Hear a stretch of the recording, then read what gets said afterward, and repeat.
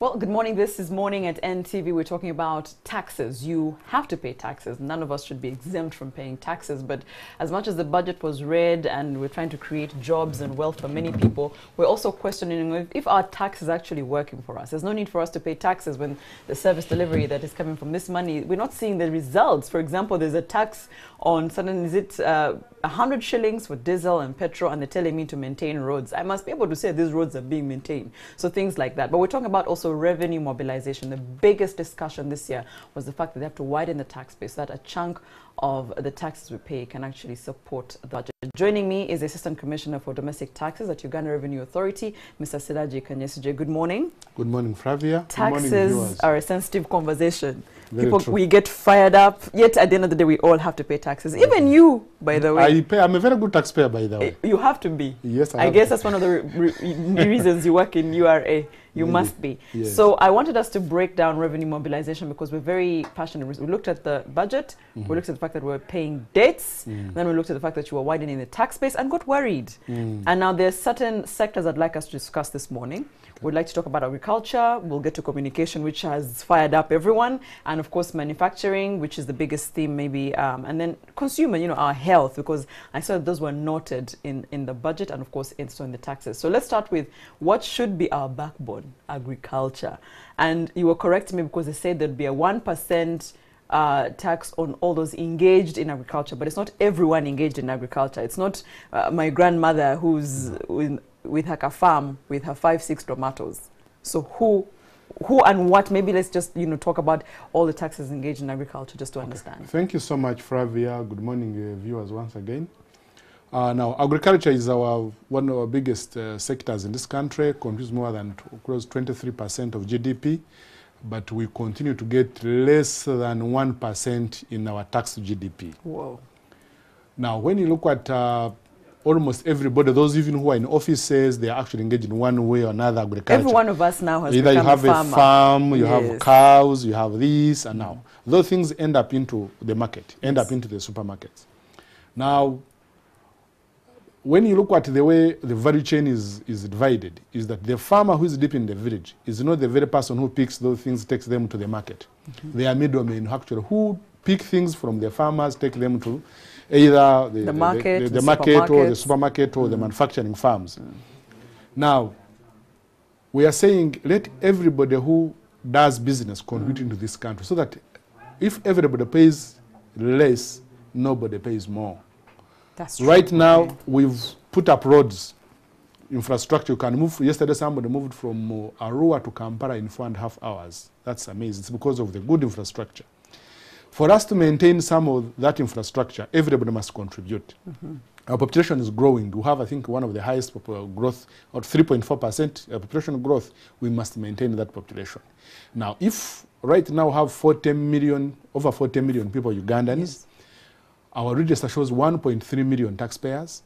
UBO statistics, more than 9-10 million people, around 15 million people are actually economically engaged. Okay. But those who are on our register paying taxes are very few. If we ask why, it's because of the big informal sector. Okay. Now we are saying those people who come and supply maize to the processing plants, those who come and supply sugar cane to the processing plants, those supply tea to the processing plants, let them also give just 1% of the turnover. You will notice that our previous law, we are asking them to withhold at 6%. But because we recognize agriculture is a very sensitive area, the policymakers have come and say, for them, let's go for 1%. Whereas other suppliers with about 6% for agriculture, those supply agriculture products to those major markets. That's where the 1% will be deducted. We are not going out to look for the farmer, my mother, my grandmother who's doing tomatoes and beans and whatever. We are saying once you grow and you take things to the processing plant or you take to the market where you are going to be paid 1 million shillings and above, then you pay 1%. Okay. So, of course, this might be asked in all of the sectors we'll end up talking about, and I know there's much more in agriculture than just that 1%. Yes. But I'm concerned about this collecting, because I'm sure that, however much you're saying there's an informal sector, collecting this is where there's a bit of a problem. Why is there a bit of a problem when you're collecting this tax? And are you going to be able to collect that 1% from these middlemen? Yes, because we are going to gazette the known buyers. Okay. And then we'll be collecting from those. Then we shall be incrementally increasing the list as we learn how the market... So for now, the factory that is taking my sugarcane... Yes. Those are the people where you can gazette and say, this is where I am. Exactly. And for markets, you're going to miss that. For now, because see, those are small people, we're not going for them right now. Okay. We are starting with the big ones. Because then eventually figure out how to move downwards. All right, so that's for the 1% for the Yes. middlemen. Anything else in agriculture? In agriculture, there are many more things. For example, we've said if you are, we have KFC around here. People eat a lot of chips, which they call French fries. I don't know where they Irish potatoes. Exactly. But yes. the Irish you are eating there is imported. Where the Irish will grow in this country is actually... What was their complaint? They said that they need a certain quality of Irish potato for their quality of chips. But I've heard that the best Irish is from Kabale. Kabale, yes, definitely. Me and you agree. Exactly. So when you start telling me that... that your chips need to be from... Yes, I don't understand. So what the government has done is to ring fence some of our agricultural sectors. For example, now for you to import Irish into this country, we have to pay 35% import duty. In other words, making it costly for you to bring. Now, this is an opportunity for Ugandans to grow more Irish to supply the demand of Irish in our restaurant Take industry. advantage of this. Exactly. It's not just on Irish potatoes, it's also even on meat. Yes. It's also on meat. Water. Do you know the people are importing water? Yes. All the water that we have in this country, processing plants we have in this country, are still importing water. So some of those we are saying, let's use the resources we have that are abundant in this country to make them add value to us, rather than exporting what we should be, rather than importing what we already have. Just because it's made out of the country, it looks better, but we can make it better here. I know if Ugandans buy in the bubu, buy Uganda, build Uganda, which we want to work on. Definitely. No, but everything has a start. Yes, and we're in the start. Definitely. Talk to me about agriculture inputs. Those ones in the previous budgets, they were given, I think, tax waivers. There's no VAT on tax inputs, on seeds, on herbicides, and name them. Extension services, there is no VAT. So we are saying that as long as you offer those services to the agricultural people, you are no tax. Equipment for irrigation, there are no taxes. So we are trying to ensure that we subsidize what is required in agriculture, because that's the backbone of our country. All right, so we've talked about agriculture, and I think the biggest concern was that as much as we have so much we are growing, there's a question of value addition. Exactly. There's no capacity for us to, add value to our products. Not now, anyway. We can do so much. Talk to us about the VAT, restrictions here and there. Value addition is in various stages. Yes. For example, we have cows. Who says we can't make sausages? We make sausages in this country. I was about to say we already do. We already do, yes. But people prefer to get imported sausages. They look at the pack and say, I prefer this one instead. This is from, it's from this country. I prefer that one made this country. People, people in Uganda sometimes like to be called they're in class. I don't know. But what am I trying to say? That we've tried to provide incentive. For example, if we put machinery for value addition, there's no tax. Okay, so if I want to start whatever my meat to sausages, yes. my meat to mince meat, machines, there are no taxes. Great. No taxes completely. If you add value and export more than 80% of what we give you an automatic exemption in income tax. That's great support. Agro-processing, once it is pure agro-processing, you are adding value things which are grown and worked on here for value addition, still give you income tax exemption. So there are a lot of incentives that are involved. If you go and put a factory outside 50 kilometers from Kampala boundaries, and you invest $100 million or 100 million Uganda shillings in equipment, we give you in the first year a write-off of 50% of that money, so that you give you a loss that you can carry forward for a number of years. In other words, we've already given you an exemption income tax for almost 5 years. So there are quite a number of incentives that are involved in here to ensure that we can attract more investors. In this year, we've also said to attract foreign direct investment. If somebody comes with $200 million yes. and puts it in the free zone, you will get a 10 years income tax exemption. We are trying to attract people to come in and invest. Yeah. If he's a local person and he puts in $10 million, he gets 5 years. You know, 210, there is a big difference. But also for locals, for you can qualify if you put in $10 million. People will say we don't have this money, but people can put resources. You see, the problem in Uganda, people want to work alone. But if we start as a group and made, you know, put resources, we can make that money, put it in there, produce, add value, and export. I'm telling you. So let's talk about, we've talked about agriculture and we're coming to talk about communication. What about manufacturing? Manufacturing, okay, I've also talked about it in one way or another. Yes, you have. And we've gained some good capacity because we are still a supermarket, as some people say, but we produce quite enough. If you look at our exports, what we produce, really steel, talk about iron sheets, talk about water that you drink, talk about milk, talk about many things. We produce quite a number of things. So what we have agreed as a region in East Africa is that we must ring fence our manufacturing and also give them capacity to be competitive enough. Okay. First of all, anything... And the competitiveness is not just in the region? Even outside the region. Okay. Because now our exports are more than 1.7 trillion worth of goods. That shows we have grown from around 250 billion in some years in 1990s. Now, for example, if you come and manufacture gas cylinders here, you know, many of us now no longer use charcoal. It's a thing now, gas. Now, but still gas cylinders are manufactured here. We are saying, if you import any gas cylinder, you will pay 25%, where previously it was at 0. We are trying to make it more expensive. You're trying to make it more expensive for you to bring it in when we already have it. Yes. I've talked about, I've talked about the sausages. I've talked about the initial allowance given to people in manufacturing. Roofing materials? Roofing materials, there is still there's some tax, VAT. However, because we are doing a lot of infrastructure development with aid from development partners, and our laws say that if we have an infrastructure development going on is supported by development partners, they are not supposed to pay taxes on the materials they purchase. We also put up a law that our local factories can sell to those projects without paying taxes. Okay. We brought something called deemed VAT. So that's an opportunity for us to make sales into those. And therefore we started seeing imports of materials for those projects going down while they are buying local things. So. Okay, just before we get into communication, and I think I'd like to have Andrew Chamagero back because I think he has people who have a few questions.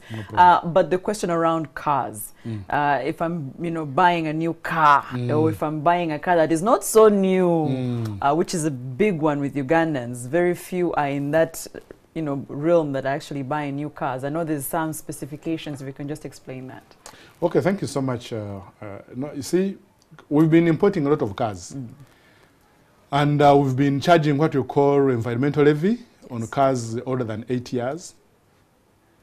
And those are the many that have been coming to the country. But we've noticed that Uganda is becoming a dumping ground. You can go and buy a car $200 abroad. But the cost of destroying it in that country because it is outdated is maybe $1,000. So for them, it is cheaper for them to throw it away at a giveaway price of $200. So what the government has decided is that, like other countries have done, they have banned vehicles that are above 15 years of age because our environment must be protected for our great-grandchildren to enjoy the same fresh weather that we're enjoying.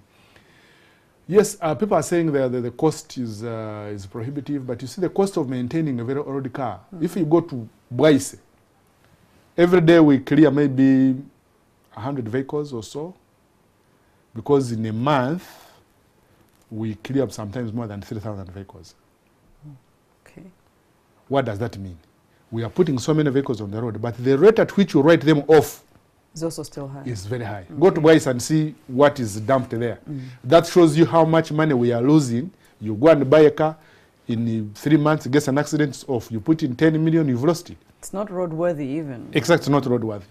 So therefore, we said, let's protect our Ugandans. Sometimes we are short-sighted that we look at... Because if it's there, Sidaji, I will buy it. Definitely. If that's all I have in my pocket, exactly. I will buy it. Exactly. Yeah. And of course, I think government will go a long way into doing public transport to make it much more efficient so that everybody need to have a car. If we can get that done, then this one, we shall even move the years much lower. As what's actually in developed countries, less people are driving. Exactly. Everyone is on public transportation. We hope to reach there. We hope to reach there indeed. Yeah, so let's go into our reality on the ground. We're checking in with Andrew Chamagiro. He had a few people who had complaints, questions, and I know we're supposed to talk about communication. Sidaji is ready to answer. I know you're asking about mobile money. There's also that levy on using the internet. And I know Kahil actually had a question on whether Instagram is also part of this.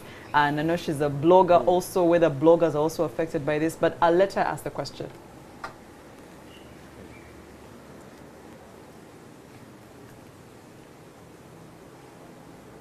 Yes, Andrew?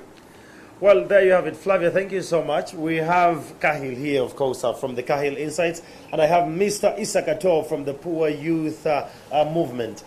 Well, we are glad to have the domestic commissioner with regard to domestic taxes from URA. Kahil has some questions here for you, sir. Good morning, sir. Good morning. I have a question. Please, so go in ahead. 8 days, the social media tax is supposed to be starting. What is the plan on implementation? How is this going to work? We really need to know, because some of us need to be ready. We are faithful taxpayers, and we want to know how we are going to be remunerating our money. Okay. My other question is about the tax on cars. I want to buy a car, but the car I want to buy, I will need to sell my hair, my liver, my kidney also, to pay the tax above the buying money.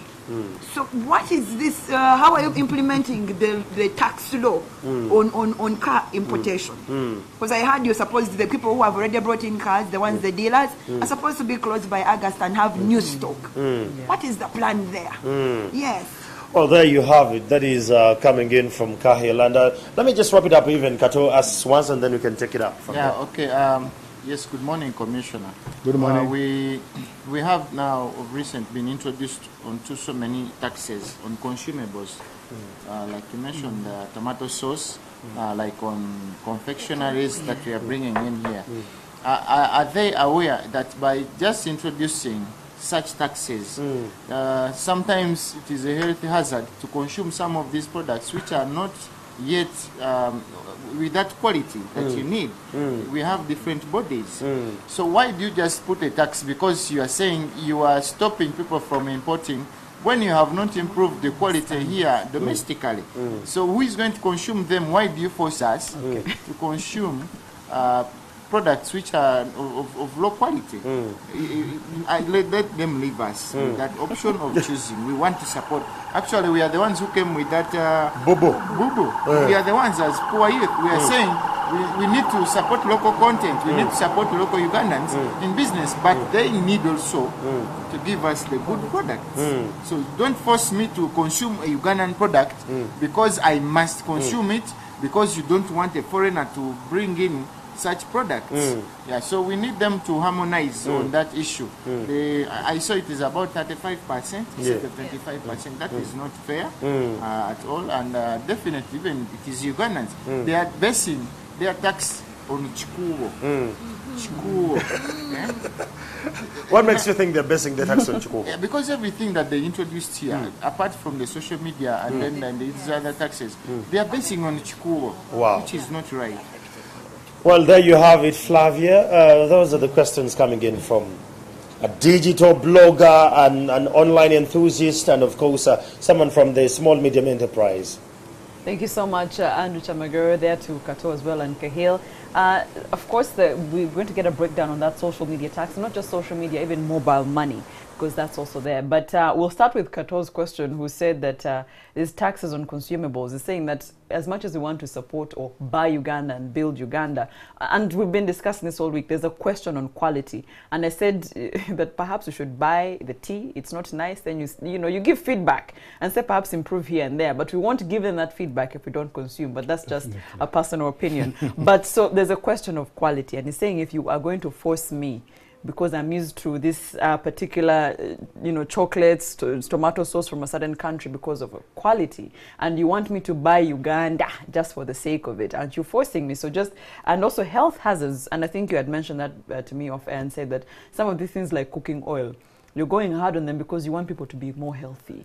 Just perhaps you can comment on Kato's question. Okay, thank you so much, Mr. Kato and Madam Kahil, for the brilliant questions. Starting with the Kato's question. First of all, we will not stop things from coming into this country. We only said if you are to import something, pay something higher, slightly higher. Yeah. Maybe for those who still think they want to consume imported items. That means you're buying it at a higher price. At a higher price. Well. Yes. But the issue of quality is a great concern to everybody, and I think it's something that should be discussed. Maybe we need to invite Uganda National Bureau of Staff, UNBS, here, yes, is to come and give what they are doing around this. I know they are doing a lot of work. Their concern is also just like you, the informal sector. They're informal saying sector, that we are trying, yeah, but so much is going through. Exactly, fingers, yes. Exactly. It doesn't mean that what comes from out actually is the best. No. I'm quite sure that sometimes I've gone out of this country saying that what I have here is low quality. I go and buy something out, I find it's much worse than what I left at home. Yeah, but also, Siraj, we also know the thing that they say that certain quality is made for certain markets. So we might not be getting also exactly that could be, but you see, I am sure that some of the things we make here are better than those imported from some countries, which I don't want to mention on air. So my view is that let's not have a general perception that things made in Uganda are of low quality. Okay. There are things that are much better. For example, I know electricity cables made in this country are better than almost those that are imported. For me, I can't use anything outside that. I know the milk we have here is better than, quite a number of things. So for me, I don't want to say our things are of low quality, but as rightly said, if there is anything that is of low quality, let us give feedback to the manufacturer so that they can improve. You can't know how good or bad something is until you try it.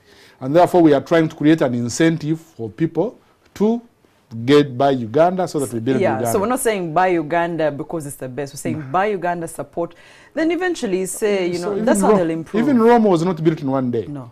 Even those people are saying they have the best, they didn't start with that quality. The best, yeah. They kept on improving. And I also wanted to say that that you need to know that every time you buy something imported, you are giving employment to people in that country. And you are denying employment in your own country. You are denying growth in your own country. Let's have that nationalism that this is our country.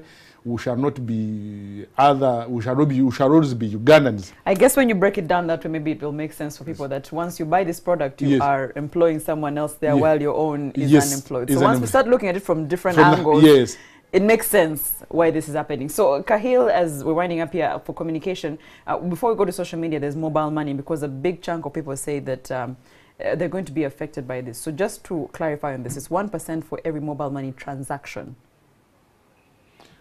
I wouldn't say it's for every mobile money transaction. It is on sending, receiving, and payment.